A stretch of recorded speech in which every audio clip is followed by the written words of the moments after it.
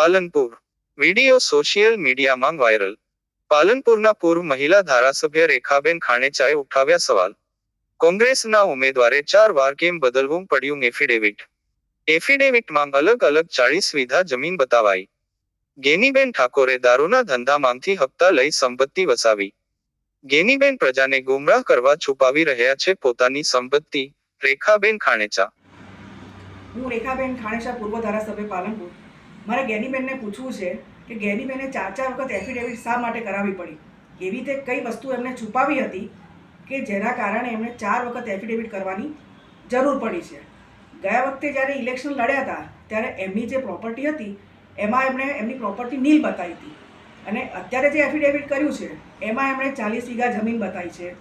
એ પ્રચાર કરે છે ને ત્યારે એમ બોલે છે કે મારી પાસે 3 વીઘા જમીન છે। તો 40 વીઘા જમીન એમની પાસે ક્યાંથી આવી? એ એફિડેવિટ બોલે છે, અમે લોકો નથી બોલતા। એમની પાસે ભાભરની અંદર 3 બંગલા છે, 2 ગાડીઓ છે, અને સોના ચાંદી તો એમણે કિલોની અંદર બતાવી છે।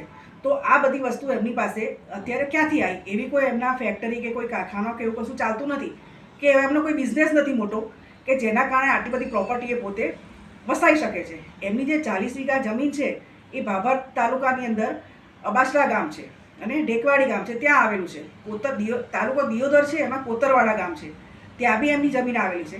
પાટણ જિલ્લાની અંદર સાતરપુર તાલુકાની અંદર ગાઢવા ગામ છે, ત્યાં બી એમની જમીન આવેલી છે। સુઈગામ તાલુકાની અંદર મોરવાડામાં બી એમની જમીન આવી છે। આ બધું અમે અમારા મનથી નથી બોલતા, પણ એમણે પોતે એફિડેવિટની અંદર બતાવ્યું છે એમ। ગેનીબેન દર વખતે એમ કહે છે કે પોતાના ભાષણમાં બી એવું કહે છે કે હું એક ગરીબ ઘરની બેન છું। તો ગરીબ હોય તો આટલું બધું તેમની પાસે ના હોય। એવું કહે છે કે હું એક ઝૂંપડામાં રહેતી હતી પહેલાં, તો અત્યારે એમની પાસે 3 બંગલા છે, સોના ચાંદી, આ બધું એમની પાસે ક્યાંથી આવું? એ અમે લોકો નથી કહેતા, પણ વાવની પ્રજા કહે છે। વાવની પ્રજા તો એવું બી કહે છે કે એમની દારૂના ધંધામાંથી જે હપ્તા આવતા હતા એમાંથી આ બધી પ્રોપર્ટી એમણે વસાઈ છે। હમણાં એક વિડીયો બી આપણે જોઈએ છે કે વાયરલ થયો છે કે ભાભરમાં કોન્સ્ટેબલ હતા, એમની પાસે હપ્તા માંગવાના કારણે એમણે આત્મહત્યા કરી હતી। તો આટલું બધું લોકોને, પ્રજાને ગુમરાહ શા માટે કરે છે ગેનીબેન? આપણે જાણીએ છીએ કે નરેન્દ્રભાઈ મોદીએ આખા દુનિયા, આખા ભારતની અંદર જે કામો કર્યા છે એ બધાને નજર સમક્ષ આપણે બધા જાણીએ બી છીએ એમના।